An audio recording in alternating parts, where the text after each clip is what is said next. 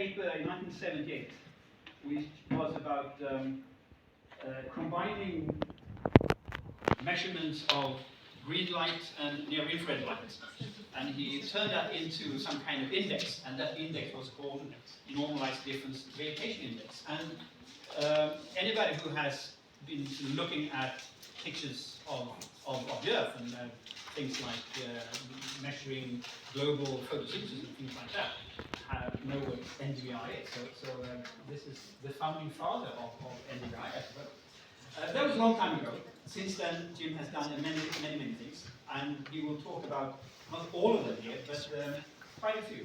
And you will talk for something like 45 minutes, and there will be opportunities to ask the difficult questions. Sure. So thank you, Leonard. Welcome. It's a pleasure to be back in London. I've been here several times, and I always enjoy visiting London. So I'll be talking about several things that happened, and they were not planned, but they just occurred to a large extent because I wrote up things that I did, which I didn't think were very important, and they tended to lead to other things, and I'll explain that. And so I encourage all of you as academics to do the same, because you might be very surprised as I have been. So I'll be talking about the NDVI, the Normalized Difference Vegetation Index. I did not invent this. There's been a raging argument who invented it, and it's really stupid, I think, to argue who invented the difference of two independent measurements divided by their sum, because that can only vary between -1 and +1, so it's bounded. And then there are 5 things which I'll talk about.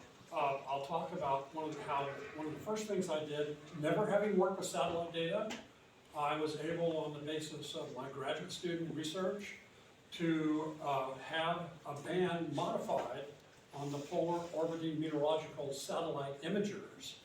Now, in those days, many instruments were built. About 20 instruments were built, and 3 of them are still operating on METOPS 1, METOPS 2, and METOPS 3. So we have a 44-year data set, which is continuing, albeit at an 8-kilometer spatial resolution. Then I'll talk about how I came to the Goddard Space Flight Center. I'll explain some of the circumstances of that. And then I performed some ground-based measurements with a handheld instrument. It was held together literally with rubber bands and masking tape. And that led to demonstrating that the NDVI was really photosynthetic potential or capacity. And then I was forced, because I was at NASA, to get into satellite data, and then I started using data from the advanced very high resolution radiometer, which was not advanced and was not very high resolution. And this worked out beyond our wildest dreams, and this led to MODIS, which does it properly. And then more recently, I've been working at the 50 centimeter level with commercial satellite data, where you can disaggregate satellite data to the object level. And I'll show a few results of a paper we published in March of last year. It surprisingly made the cover of Nature, and there was a News and Views article on it. So if you follow hockey, we call this our hat trick paper: article, cover, and News and Views. Okay, so I'm from the Goddard Space Flight Center, where I went in late 1975, thinking I would be there for a year or 2 and then go back to Colorado or go to somewhere in the West. But I've been there ever since. Let me see. Well, I think I need some help. So everything is up. How do I go to the next slide? I tried that.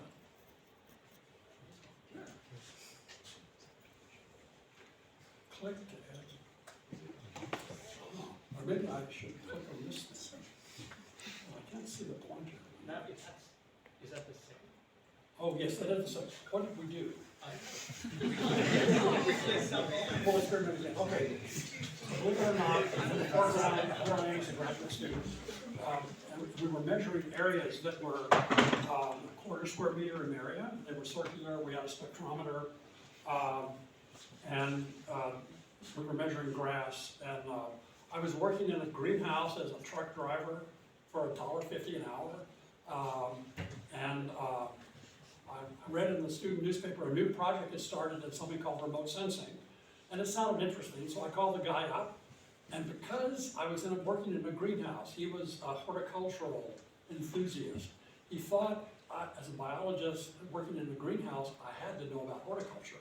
He told me later he never would have brought me on as a graduate student if he would have known I was a truck driver. Unfortunately, I didn't tell him until later. And now let's see, what did we do? Oh, there we go. Okay, so the cool thing here, so this is circa a 1971, so a long time ago.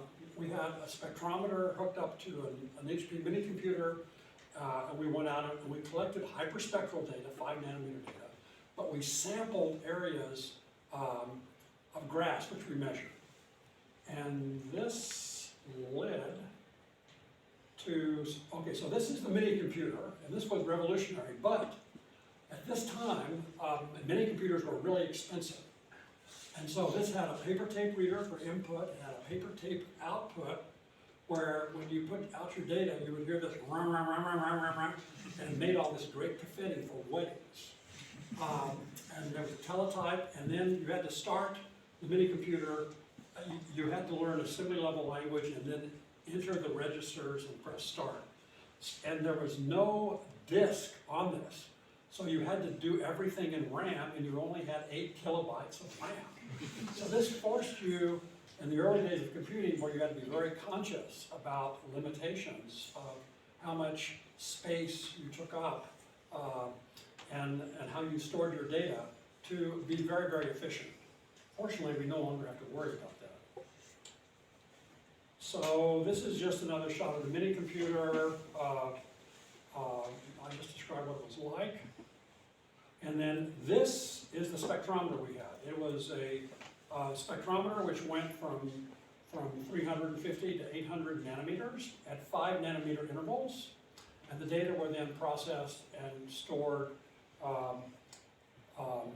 through the use of the mini computer. And we looked out a hole in the side of the trailer off a large mirror down onto the plots we measured. And so, as graduate students, we loved going out to the Pawnee National Grasslands where we made these measurements, because they would provide every meal to you, and they really had a great kitchen. They spared no expense because they knew it brought people out there. And if you wanted to spend the night, they had dormitories for you. So it was sort of being a graduate student. It was, well, we don't have to worry about buying groceries, at least for 5 years. Okay, so there's been this raging controversy, who invented the NDVI? Well, I think this is a really stupid argument. It doesn't matter. I was just one of the first people who found why you could use this index and published the first journal article on it, and then used it extensively ever since. And so that's why I have a picture of the Three Stooges. It doesn't matter who invented it, it's what you use it and how you use it, and that comes from understanding it. Now, there are many different vegetation indices, and some of them are really, really stupid. And so this shows 3 of them, the EVI2, and EVI stands for Enhanced Vegetation Index, the 3-band EVI, and then something called the Soil Adjusted Vegetation Index. But in every case, by simple algebra, you can show they're all the NDVI with all these other terms. And in the case of the Soil Adjusted Vegetation Index and EVI3, these are ad hoc. And the person who developed these was able to get funded for 15 or 16 years by the Motor Structure, maybe even 20 years. And I won't mention his name, but anyway, I'm not impressed. And with the EVI3, it was supposed to be much better. After all, it was enhanced. But if you look at it, it has, in the denominator of this term, 7.5 times the blue reflectance. So that will mean a lower number here, which will make this higher. And so the EVI3 is not atmospherically resistant. If you look at EVI data over snow, you get a very, very high value. Leif Erikson would be very pleased that Greenland is green if you look at it in the EVI. And aerosols also cause a big problem. Okay, so the NDVI. So Jorge Pinzon and I and Joanna Joyner have showed that the NDVI is very highly correlated to the integrated solar-induced fluorescence flux from Joanna Joyner's GOM2 data. And so this is a flux, and this is a potential. And so the NDVI is a photosynthetic potential. And people wonder, well, it's greenness, or it's something else, or it's that. It's the photosynthetic potential. And when you numerically integrate this over the growing season, you get the integrated primary production. Okay, now I'm going to jump shortly to the AVHRR instruments. And this is from our U.S. agency called the National Oceanic and Atmospheric Administration. And they built 20 of these instruments. It's too bad that the U.S. doesn't still have this philosophy. When you have an instrument which is going to be used widely, build a bunch of them. It'll be really cheap. Each instrument cost drops by about 50% over the previous version, and so you get a lot of use for your money. And we all know more frequent observations are very important. Okay, so when I came to the Goddard Space Flight Center, I gave a seminar on band selection based upon my PhD research at Colorado State University. And my branch head took me aside and said, look, what do you think of these bands, the first two bands on the imager on the upcoming meteorological satellite series?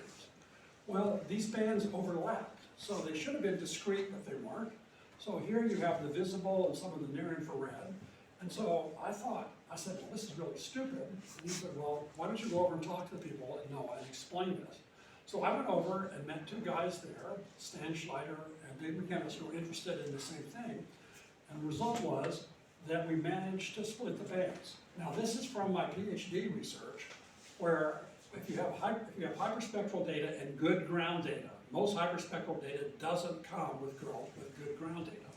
But if you do, you can numerically integrate it to identify regions where you have very strong sensitivity. So you notice here, if we look from 600 nanometers to 800 nanometers, that the highest correlation is up here from these two data sets. And then as you broaden this to include more of the red from the near infrared, things drop immeasurably. Now you can also go back the other way, but looking at tables is kind of boring. So here are two plots from the experimental data from our spectrometer mini computer.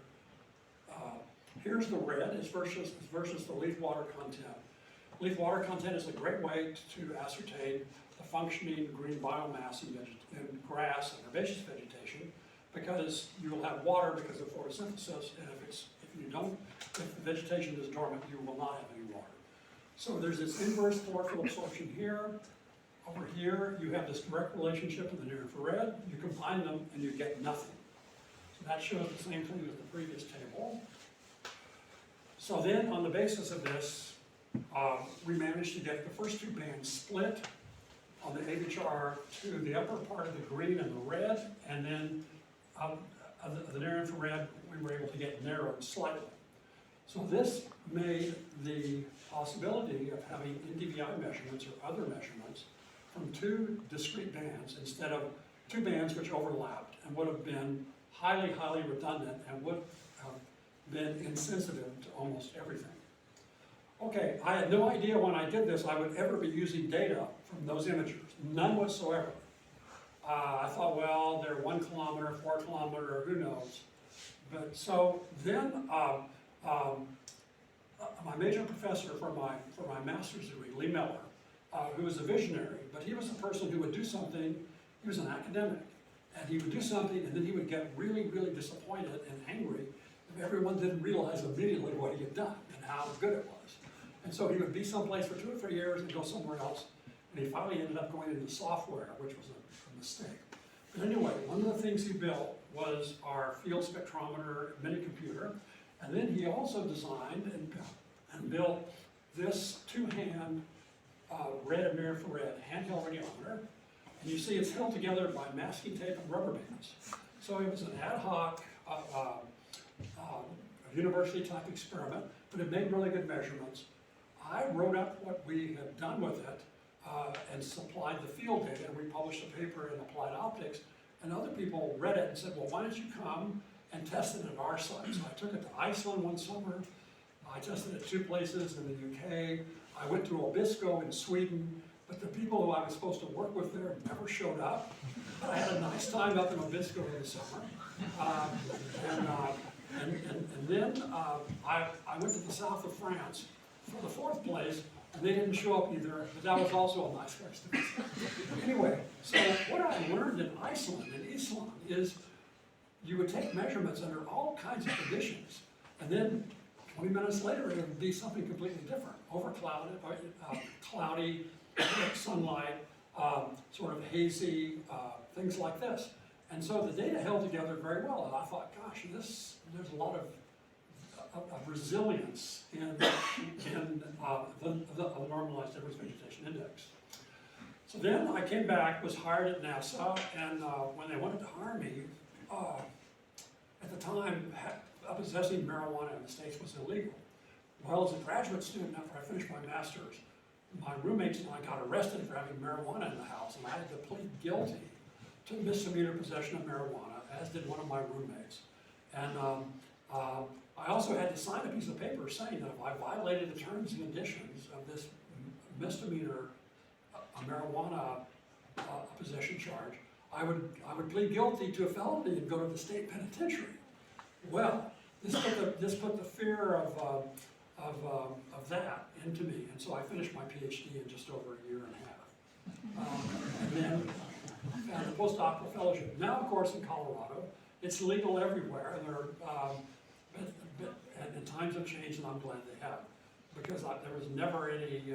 But so then in NASA, I was hired in spite of my previous extremely minor. I don't smoke, and I didn't inhale, is what Bill Clinton said, but I inhaled. Anyway, so I was hired at NASA to civil service, but they said you'll have to take drug tests, and I said, well, that's no problem. And I've been there ever since.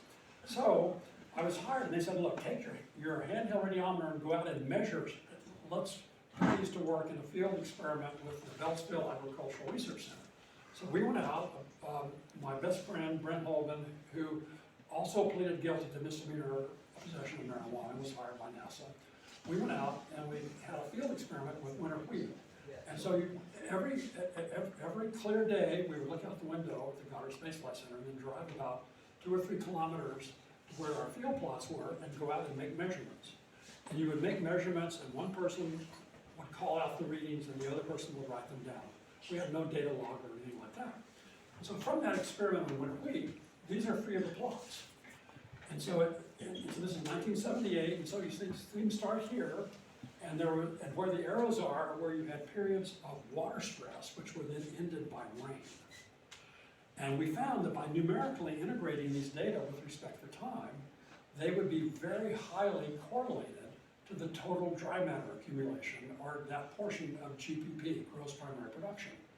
So the inner goal of these measurements was very was in a linear and very high way correlated to the total dry mass at the end of the growing season. And so it came time for harvest time, so we had a good time. We came out with some colleagues from Beltsville Agricultural Research Center. People brought their girlfriends, their boyfriends, their roommates. They all helped in the harvest, and we had a really nice time. Here we are working away. And so this showed for the first time we could use remote sensing to look at gross primary production. Now, at the same time, a year later, I was contacted by a group in Senegal. It was a UNDP project, and they were working in this part of northern Senegal in a grassland project. And they said, could you bring your handheld radiometer, and we'll see if it will help. Well, I looked around for satellite data, and there were no Landsat data available. And so I knew that the NOAA 7 was about to be launched, so I put in a request for NOAA 7 data from the AVHRR, 1 kilometer data, not realizing they would be useful. Well, the first year, there were 12 acquisitions, and 10 of them were cloud-free. So I thought, wow, this is great, and they were very useful. This is what the area looks like. It's during the dry season, and you see there are trees scattered around, but the area is dominated in the Sahelian and Sudanian zone by herbaceous primary production. So it's also on a precipitation gradient from north to south of about 1 millimeter per year per kilometer in the north-south or south-north direction. So it's a perfect place to work, and it's dominated until you get down into the more humid zone by herbaceous vegetation. There are marked differences between the dry season on the left and the rainy season on the right. In fact, if you were to go there in one season and not have been there in the other, you wouldn't recognize the place. Just because it's so dramatically different when it's dry. And so, and when you work in the field, all kinds of things happen. And this rainy season, it's very sandy soil. We managed to get stuck many, many times. But, oh, I went the wrong way. So what we found from our work in this area, in 1981, we had no problem with 1 kilometer data. But in 1982, we had a lot of clouds. And so the only possibility from the NOAA satellites and the AVHR, you had 1 kilometer data and so-called 4 kilometer data. So I said, well, let's try and fill in the 4 kilometer data and see what it works. And it worked really well.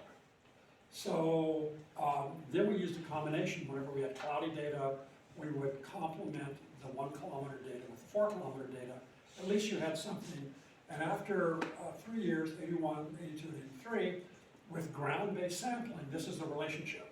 Now, it's not great, but you explain 70% of the variation. And you're sampling things over an area that's 1 kilometer by 1 kilometer. So we were very encouraged by this. Now, in the process, we learned about using the 4 kilometer data. Now, people do really people do silly things not knowing what they're doing. So this shows you what the data were like from the advanced, very high resolution radiometer and continue to be on MEDOPS 1, 2, and 3 now. So each of these circles is one 1 kilometer pixel.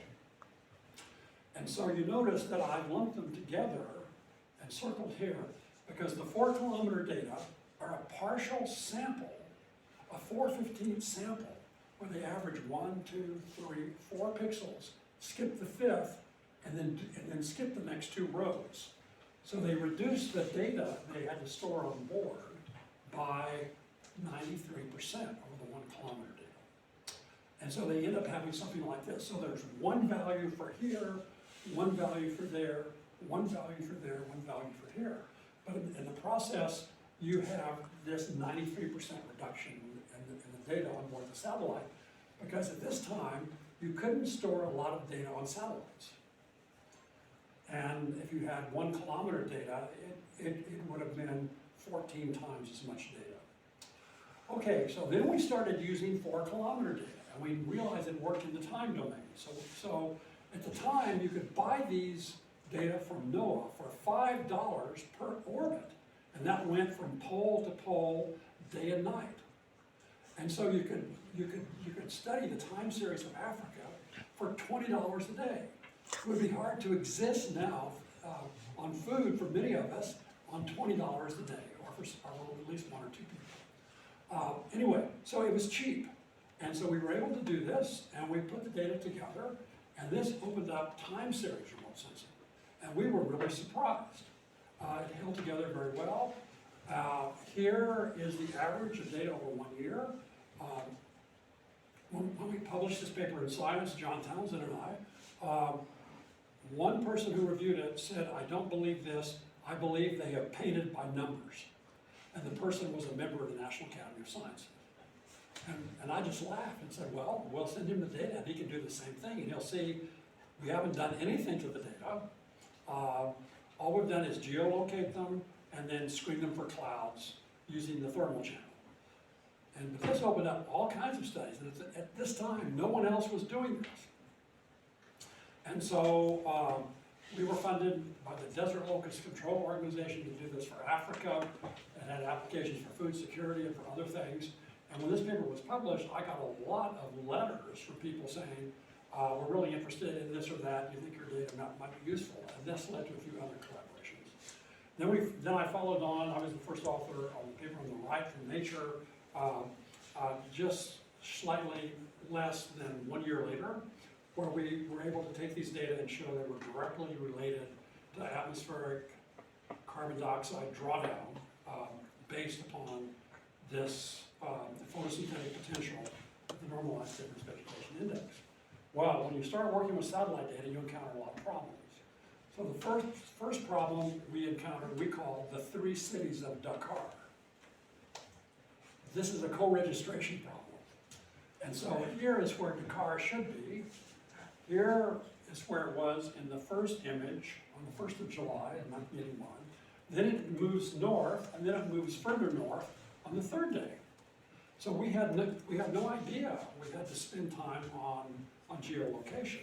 But after we saw the 3 cities of Dakar, we said, wow, if we don't do this, we're going to look like a bunch of nincompoops. And so then we put time into geolocation. Then one of NOAA polar orbiting meteorological satellites, they didn't keep them in prescribed orbits. They let their orbits process to an equatorial overpass time of about 1 minute later per month. Well, over several years, this then resulted in a substantial variation in the sun target sensor viewing perspective to later and later times. And that introduced a bias which you had to correct for, because it wasn't standardized to a constant overpass time by accurate station keeping of the satellites, which is what is done now, fortunately. So we had to deal with that. Then in 1982, we had the eruption of a volcano in Mexico called El Chichon.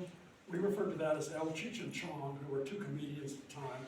And then we had Mount Pinatubo, which erupted in 1992. And so this put aerosols in the upper atmosphere, which we had to atmospherically correct for.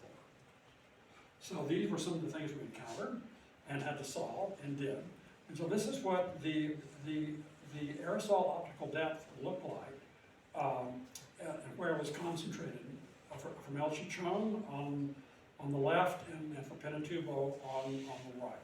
If you don't make these corrections, you'll bias your data and you'll get strange results. Then NOAA, there was some guy in NOAA who said, look, if we change from a linear gain of these instruments, all 20 of them, to a bilinear gain, these data could be used for aerosol retrievals. Well, it was a really stupid thing to do because the person who recommended this never used them for that purpose, but it made the data really difficult to calibrate. So for example, for Kenya, you're coming along like this, and then here's where the gain changed. No other change, just the bilinearity of the gain. So fortunately, and the same is true in the other 2 plots too. So, and the person who proposed this went to be a golf pro. He retired from NOAA and went to play golf for the rest of his life. So Jorge Pinzon was able to take these bilinear gain data and correct it using CWIFS data. And then this then led to the stabilization and enabled us to overcome the bilinear gain. Then you can measure things through time. So 10 years ago, here's just an image showing what Africa looked like from the AVHR. Now, so from the 1980s to 2000, before we had MODIS, we used the AVHR data to study photosynthesis on land. And this is complemented here with CWIFS data, so you're looking at the global biosphere. And you see all sorts of cool things, and there's some great simulations of this, especially using MODIS data from the land. Okay, so here's a plot just showing that if you look at the time interval of AVHR data and MODIS data, they are highly correlated in a linear way. And they're very useful. Here's an example from Australia during the terrible wildfires they had in 2019 and 2020.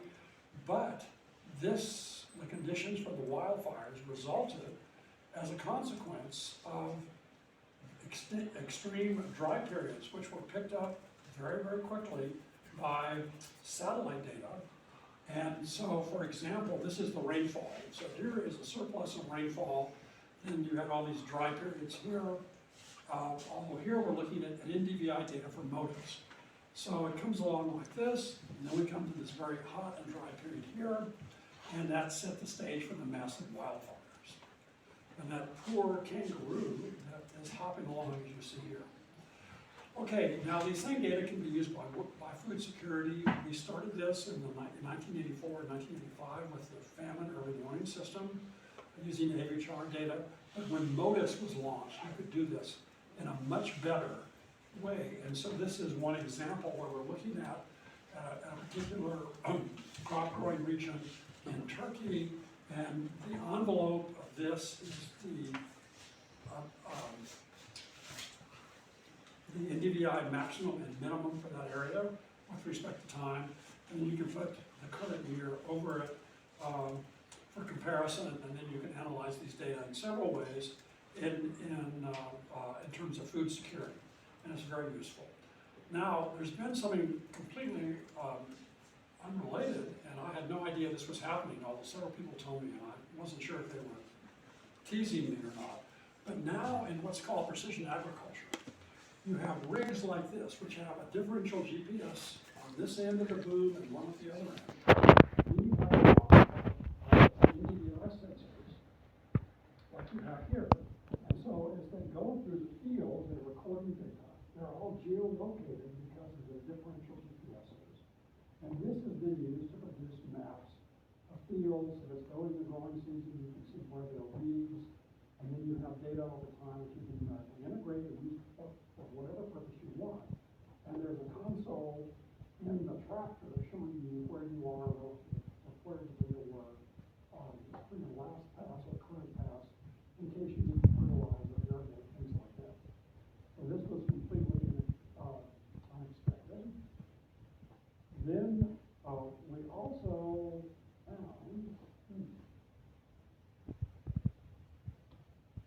that we were able to use NDVI data. We actually started this in 1983, 1984, and then continued it. We were able to use NDVI data to defeat the desert locust. So in my resume, where I have accomplishments, I have one line where I say, contributed to defeating the desert locust, a difficult place. So here's a picture of someone where a swarm of desert locusts are coming down, and each locust eats its weight in green leaf material every day. So the desert locust recession area stretches all the way from the Atlantic Ocean across the Sahara through Arabia, and then into the arid parts of Iran, and then the far desert of India and Pakistan. And so the eggs of the female locusts are laid in sandy soil, where they can persist for up to 20 years. And then when it rains, they hatch out.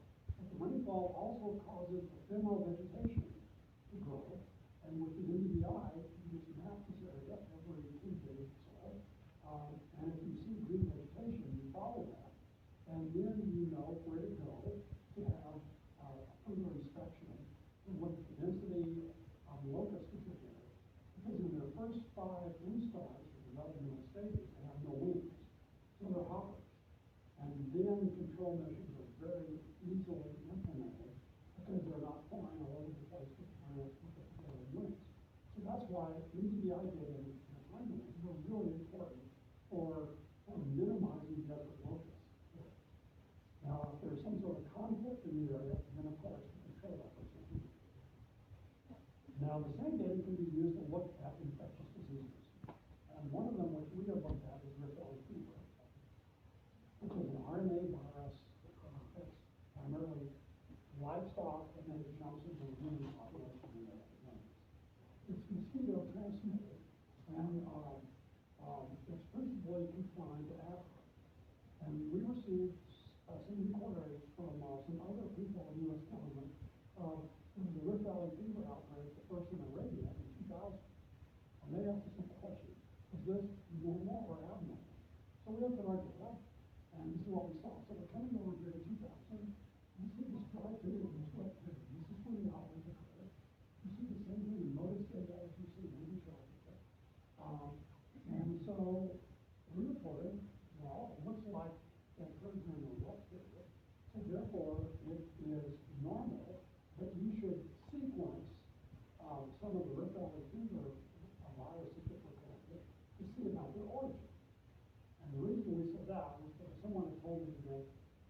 Soviet Union had investigated Rift Valley fever as a possible biological weapon. Although I didn't think it was view, but I'm not an expert on it. And so it turned out that the viruses in East Africa and Rift Valley fever came from imported cattle into Arabia from East Africa. So that solved that. This is one use of these data. In fact, we have published fingerprint papers on Rift Valley fever and updates on the data. And this is one use of time series remote sensing. We started with AHR data, and then we made the transition to notice data, because the notice data are the gold standard. Okay, so then, now let's jump to spatial stimulus of 50 centimeters. So several of my colleagues at the University of Copenhagen and I published a paper in Nature on the 2nd of March, almost a year ago, where we mapped 10 billion tree crowns of the semi-Amazon and converted them into carbon at tree level using a llama. You can see all the